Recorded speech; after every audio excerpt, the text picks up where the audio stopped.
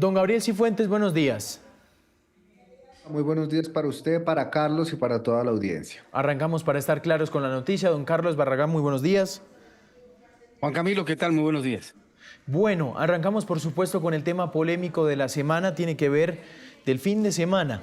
Con esto que se ha conocido, que es la primera cosa que me llama la atención realmente, bueno, después lo confirma Medicina Legal, pero esto empezó a sonar gracias a la defensora del pueblo y a la representante Miranda, que fue la primera información donde nació y conoció el país, que los bombardeos tan sonados, anunciados por el mismo presidente Petro, contra las disidencias en el Guaviare, en el Amazonas, habían terminado con menores muertos durante estos combates. Son 15 a raíz de bombardeos en La Esmeralda, en Calamar, en Puerto Santander, también en el retorno. Y por supuesto es lo que tiene hoy pues una polémica tremenda al gobierno nacional por su contradicción en la que está entrando cuando comparamos en el mismo debate, que es más, hacia el mismo mes, da la coincidencia, estábamos hace 6 años. La diferencia era que este gobierno oficiaba de oposición y criticaba fuertemente lo que al parecer hizo durante las últimas semanas, don Carlos. Pues Juan Camilo, yo creo que quien ha marcado justamente la diferencia, usted lo decía, fue la defensora del pueblo y tuvo la respuesta del presidente de la República en el sentido de decir que no lo va a suspender, porque suspender bombardeos en donde haya menores de edad sería prácticamente entregarles una patente de corso para que los grupos alzados en armas tengan a los menores de edad como excusa de que no se puedan bombardear. Pero aunque la oposición ha sido clara en el sentido de querer llevar al ministro de Defensa a una moción de censura, sí es claro que el país conoció de los muertos menores de edad de la última semana, pero justamente hasta ayer, Juan Camilo y Gabriel, nos enteramos de otros muertos, de otros bombardeos en agosto y en octubre. En Amazonas, por ejemplo, no teníamos ni idea, el país no tenía ni idea de que esos bombardeos se hubieran presentado y que hubiesen muertos menores de edad en esas acciones militares. La justificación del gobierno es que aquí se protegió la vida de un grupo de uniformados que iban a ser prácticamente emboscados en riesgo de morir y ahí digamos que se legitima el blanco por parte de las fuerzas militares. Habrá que esperar si para el Congreso de la República es esa la suficiente explicación y si le van a perdonar la vida al ministro de Defensa, porque en su momento el que salió crucificado sin moción de censura fue el ministro Botero, recuérdalo usted. Porque se olía la gran ola que se le venía en esa votación de la moción, ¿no, don Gabriel? Hace 6 Sí, años. ahora la diferencia es que hace 6 años la moción de censura se estaba ya cocinando en el Senado de la República, la moción de censura para el ministro de Defensa que se está pensando esta semana es en la Cámara de Representantes, donde el gobierno tiene una serie de mayorías y tampoco es claro, Juan Camilo y Carlos, que a pesar de las críticas del propio oficialismo, la bancada del pacto histórico o sus aliados vayan a votar favorablemente esta moción de censura. Recordemos que no han prosperado ni una sola moción de censura desde que existe la figura y desde que se promulgó la Constitución del 91, pero sí, la presión llega a ser demasiado alta. Sí, se ve que puede llegar a haber unas mayorías que pongan en riesgo la permanencia del ministro de Defensa. Seguramente pasará lo mismo que pasó hace 6 años, y es que antes de que se vote saldría el ministro. No creo que estén dadas por ahora las condiciones, pero Juanca, permítame porque yo creo que este tema de los bombardeos tiene varias aristas. Lo primero es señalar que creo que hay un consenso generalizado tanto en el oficialismo como en la oposición sobre el hecho de que aquí los culpables de estos actos atroces son indudablemente los grupos armados que reclutan de manera forzada a menores, que los utilizan como escudos humanos y que al hacer esto contrarían abiertamente el derecho internacional humanitario y cometen crímenes de guerra. Y yo creo que esto es importante que quede claro porque el debate después puede sufrir tamices de carácter político. ¿Cuáles son esos tamices? Al gobierno hoy no necesariamente se le está criticando por adelantar los bombardeos. Se le está criticando es por el cambio de postura, por la incoherencia política, por haber actuado de una manera 6 años e incluso hace 3 años haber advertido que no iba a continuarse con la práctica de los bombardeos a los campamentos de los grupos armados y hoy reversar esa posición que, como bien lo decía Carlos, se ha dado en términos poco claros. Ha habido solo 13 bombardeos de más de 1.400 acciones militares, es menos del 1%, pero sin embargo no ha habido la suficiente transparencia, que fue también lo que utilizó como argumento el ex senador Roy Barreras para solicitar la renuncia del exministro Jaramillo. Es como, Botero, es como si estuviéramos viendo un paralelismo, dos hechos de naturaleza idéntica, dos argumentos de naturaleza idéntica, pero hoy quienes defienden o quienes asumen un tono distinto al que habían asumido 6 años, no son tan vehementes. Recordemos que el mismo presidente Gustavo Petro había dicho, sin manto de dudas, el bombardeo donde caigan menores son crímenes de guerra. Hoy, en cambio, dice que se está haciendo con el apego al DIH. Y es este cambio de postura el que genera ruidos. Y lo que también genera ruidos, y hay que decirlo, Carlos y Juan Camilo, y con esto cierro, es que también desde la oposición están aprovechando esto. La defensa que ellos hicieron de Guillermo Botero hace 6 años no la están aplicando de la misma manera como hoy están atacando al gobierno. Ese Y es un buen todos punto. tratando de pescar en río revuelto y se han invertido los roles, así que la poca coherencia que tiene el gobierno y que se le puede criticar al gobierno, también debería criticársele a ciertos miembros de la oposición que hoy saltan porque hay bombardeos y mueren menores en bombardeos cuando hace 6 años no era un problema para ellos. Que entre una defensa y otra, don Carlos, me da la sensación un poco que ponen pañitos de agua tibia a un hecho que los dos son igualmente graves. Es decir, uno pormenorizando el otro. ¿Cuál fue más grave o no? Bueno, creo que a la luz del análisis, los dos son muy graves, tanto el de hace 6 años como el de ahora, pero en ese debate político en el que entramos, me parece un punto muy importante, Gabriel, que marca también un poco la diferencia en el análisis, y es, no solo es el gobierno el que entra en una contradicción, sino la oposición atacando hoy al gobierno nacional, hace 6 años estaba defendiendo el mismo tema. Sí, Sí. porque Sí. el ataque no solo es por el cambio de postura, porque yo creo que hay una crítica válida frente a la incoherencia, pero hay también una parte de la oposición que dice, bombardearon y habían menores. Sí, eso está mal, todos reprochamos eso, pero hace 6 años no criticaron con la misma vehemencia al exministro Botero. Entonces, yo creo que aquí todos están jugando y acomodándose a su conveniencia frente a estos hechos que son repudiables bajo todo punto de vista, independientemente del color de la bandera de quien esté en el Palacio de Nariño. Gabriel, Gabriel, ¿sabe qué me llama la atención? Y Juan Camilo, Sí. una declaración que le dio a Noticias Caracol esta mañana el exministro Botero. Y dijo, bueno, son casi textual, ¿no?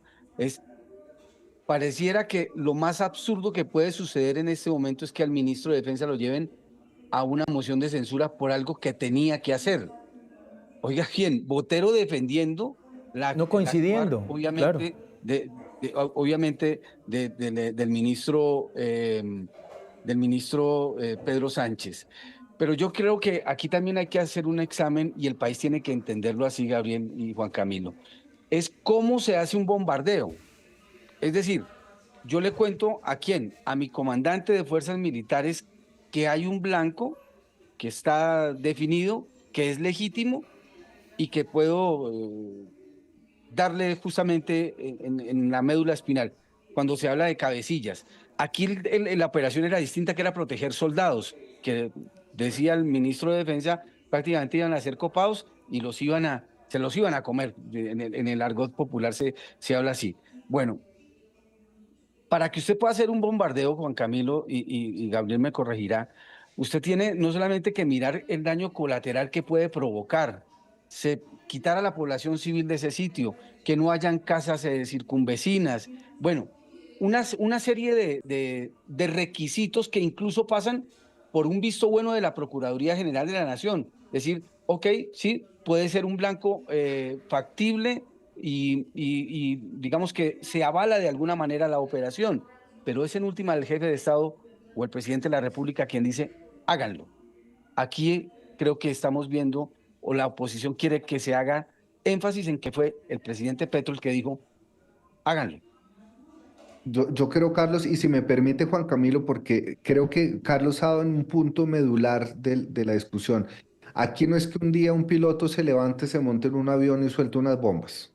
Aquí hay unos manuales operacionales que se rigen bajo una serie de criterios jurídicos, que es el marco del DIH, y deben estar respaldados necesariamente por información de inteligencia. Incluso un piloto ya en el aire, con el avión cargado, tiene que recibir lo que se llama una tarjeta azul. La tarjeta azul es la autorización que tiene que pasar por el filtro de análisis jurídico frente a la legalidad o no del ataque.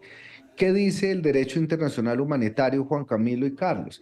El derecho internacional humanitario no prohíbe los bombardeos, incluso no prohíbe los bombardeos donde pueda haber civiles o menores. Lo que dice es, usted antes de emprender una acción ofensiva tiene que verificar principio de distinción, que no haya civiles, principio de proporcionalidad, que el ataque sea proporcional al objetivo militar que se quiere obtener, principio de necesidad, que no haya otra forma absoluta de lograr ese mismo objetivo. Si no se cumplen estos principios, que tienen que pasar por un riguroso examen jurídico, y por información de inteligencia que permita entender si están dadas las condiciones para determinar que un blanco es legítimo o no, no se puede avanzar. ¿Qué pasó?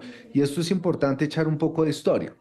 Durante el gobierno de Iván Duque se bajaron las condiciones de inteligencia, es decir, si antes para hacer un bombardeo se tenía que tener información de inteligencia que dijera 100% seguro que aquí no hay civiles, 100% seguro que aquí no hay niños, 100% seguro que el área está despoblada de bienes protegidos, ahí se podía avanzar con los bombardeos. En el gobierno de Iván Duque se bajó el estándar de inteligencia o el estándar de información necesaria, lo cual condujo a que las operaciones militares pudieran tener un mayor margen de error. Y eso fue lo que sucedió, por ejemplo, en Caquetá, fue lo que sucedió en varios bombardeos.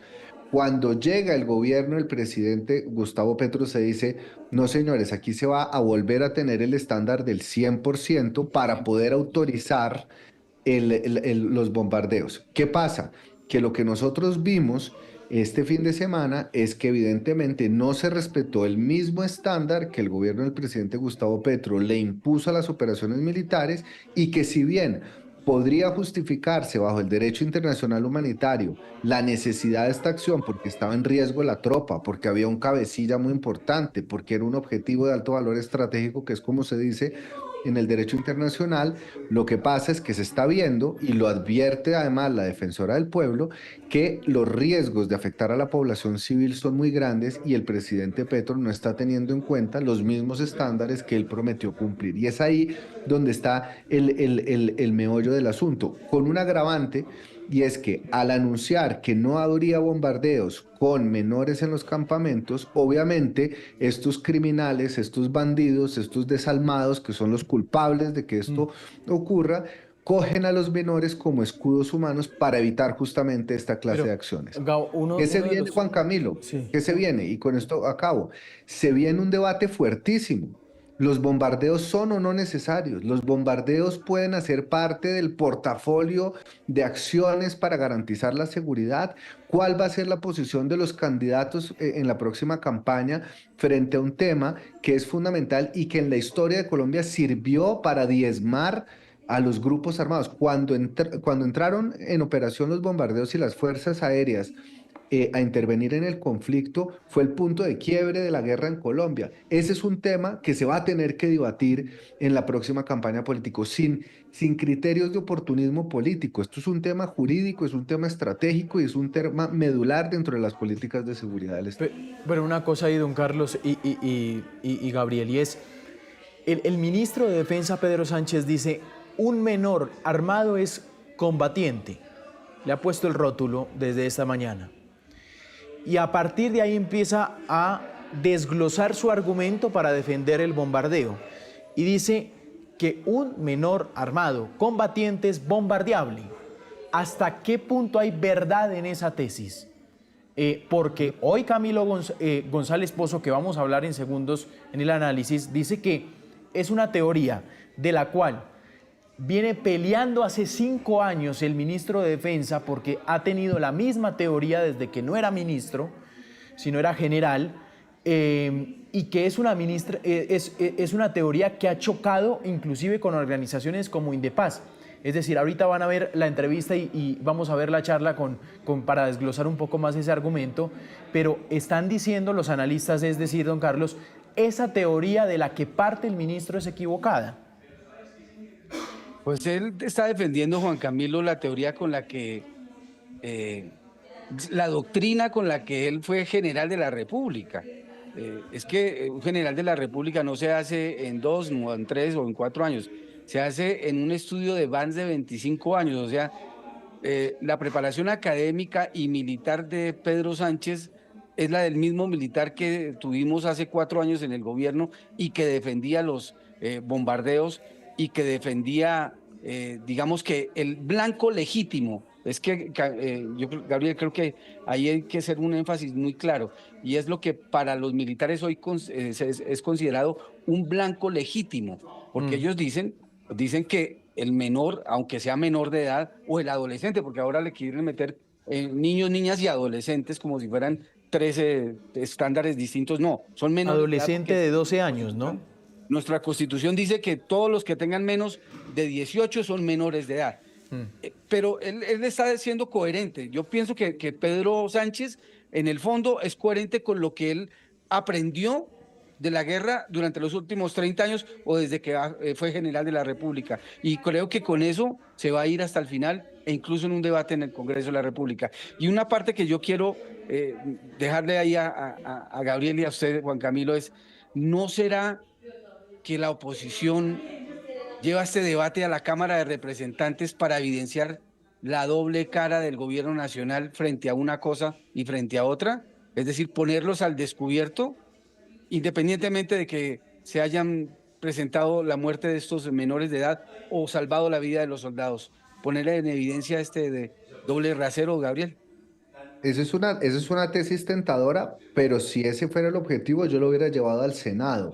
Yo creo que aquí hay más como un interés político de Catherine Miranda de liderar esto y cae digamos, la coincidencia que está en Cámara, pero llevar, por ejemplo, a Iván Cepeda, que es senador, a María José Pizarro, a Gloria Flores, a los grandes pesos pesados del centro, del pacto histórico, que además muchos de ellos estuvieron en el debate de control político en el Senado hace 6 años, hubiera sido un golpe mucho más certero a la coherencia, pero es una tesis muy interesante.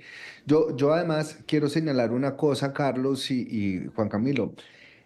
El, el derecho internacional humanitario establece que son blancos legítimos, además porque aquí hay una cosa interesante. Bajo el DIH, los guerrilleros no son combatientes. Los únicos que tienen el título de combatiente son las fuerzas oficiales del Estado. Los demás son civiles. Civiles que pueden estar en función permanente de combate, civiles que toman parte activa en un conflicto armado. En el momento en el cual esos civiles forman parte del conflicto o están en condiciones constantes de combate, es decir, están camuflados con el arma, las botas, así estén durmiendo, pueden ser objetivos legítimos. Sin embargo, el gran debate es si los menores de edad son o no blancos legítimos. El DIH establece que menores de 15 años son siempre víctimas. Así hayan Víctimas, sido exactamente. claro, No son siempre víctimas. combatientes. No combatientes. Ni siquiera si un niño de 6 años porta un arma, no puede ser considerado un civil en funciones permanentes de combate. Es una víctima, es un niño. Entonces, el estándar del derecho internacional son los 15 años.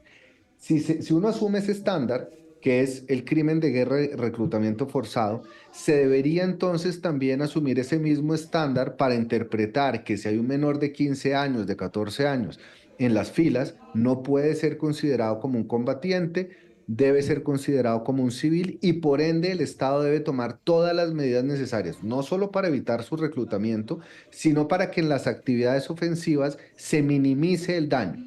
Ahora, el DIH establece una ponderación y dice, bueno, ¿ustedes se acuerdan de la Operación Fénix en Ecuador? En la Operación Sí, Fénix que claro. dio de baja a Raúl Reyes, había 3 civiles mexicanos, pero era el segundo comandante de las FARC. Fue una operación milimétrica, murieron civiles, pero el objetivo era de tan alto valor que se entendió que podían ser daños colaterales aceptables. Habría que ver para juzgar si efectivamente esos daños que se le infringieron a los civiles, a los menores protegidos, valía la pena o no. Es decir, si el objetivo militar que se logró con esta acción justifica que sean considerados como daños colaterales. Y ese balance es muy difícil de hacer en abstracto, eso va caso por caso, hay que ver las condiciones particulares de cada uno de los bombardeos. Lo Pero único cierto, no es un mire, debate, no es un debate de blancos o negros, es decir, no, no no, por el no, hecho de que es hayan un debate mejores. demasiado complejo. Es un debate demasiado complejo. El ministro Iván Velázquez inclusive hizo un protocolo durante cuando fue el jefe de la cartera y, mejor dicho, dijo, él decía, territorio donde haya menores no se hacen bombardeos, punto. Así lo dijo. Y dijo, yo sé que es un dilema gigante, yo sé que esto pues, nos pone en el tema de la preocupación del avance del Estado Mayor Central, de las disidencias, pues basándose en la protección que tienen como escudo a estos menores, pero dice, es el protocolo que ha hecho el actual gobierno a lo que entra en una contradicción. Lo que sí quiero llegar al punto es, ya para terminar, la defensa, el defender esto, Gabriel y don Carlos, va a estar muy complejo.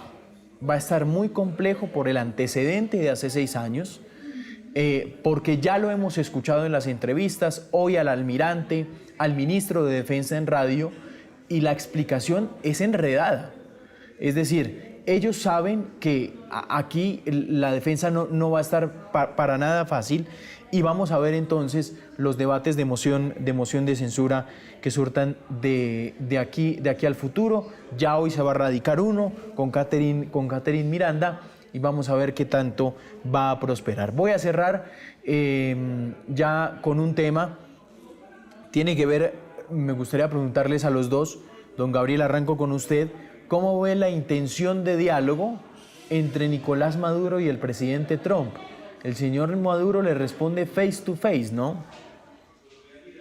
Yo creo que estamos en medio de un tire y afloje y de una estrategia de negociación donde, qué pena va a traer a colación, se admiten todos las formas de lucha.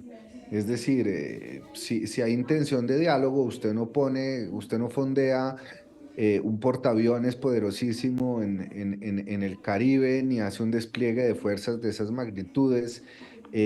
También a partir de este lunes, el cartel de los soles, del cual, según Estados Unidos, Nicolás Maduro es su cabeza, entra oficialmente en la lista de organizaciones terroristas, lo cual le da además un mayor margen de maniobra desde un punto de vista militar y operacional en contra del gobierno. Entonces yo creo que dejar abierta esa puerta, lo que está tratando de hacer es buscar una salida que no sea militar, porque una salida militar para Estados Unidos en la política interna es muy costosa y no tiene el apoyo.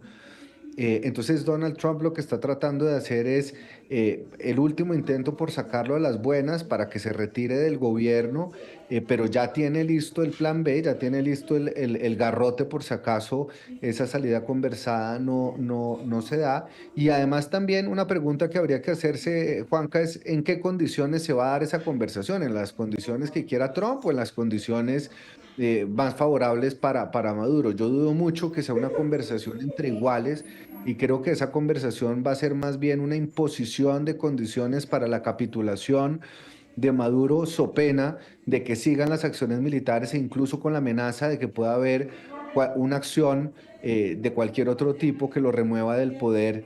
Entonces, yo no creo que vaya a ser una conversación entre pares, pero ojalá que no se llegue al escalamiento de la fuerza en la región. Eso sería una tragedia para toda la región aquí en Sudamérica. Don Carlos. Y, y para nosotros que somos los vecinos, sería una tragedia de grandes proporciones. Yo también considero que el presidente Trump está poniendo digamos que poniendo desenmascarando una de las cartas. Y Maduro de alguna manera también está haciendo el mismo juego. Ah, ¿quiere diálogo? Aquí hablamos cara a cara, pero no creo que el presidente Trump esté en esas condiciones. Pero tampoco considero que los gobiernos de los Estados Unidos pueda sostener esos niveles de presencia militar en el Caribe, porque eso también le está costando, y le está costando al interior de su país. Se está viendo en el Congreso de la República, hay voces que se escuchan ya en contra del mantenimiento de esa flotilla, aunque haya para el gobierno de los Estados Unidos grandes resultados como el haber interceptado 83 embarcaciones cargadas con cocaína y en donde se han hecho lo que él dice operaciones quirúrgicas. Habrá que esperar la reacción del presidente Trump ante el cara a cara que le ofreció Maduro. Pero yo creo que los que estamos ahorita, yo decía hace unos segundos, en que estamos esperando a ver cómo se están moviendo estos dos aquí, en cada uno del ring, somos los colombianos, porque a las difíciles situaciones de orden público que tenemos en Colombia, pues sumarle una confrontación en el vecino, pues no es nada bueno para nosotros. Don Carlos, don Gabriel, muchas gracias. Juan Camilo, un abrazo, muchas gracias. Feliz semana. 9:34. Ahí está, para estar claros con las noticias, un breve resumen de lo que es noticia hoy, martes 18 de noviembre.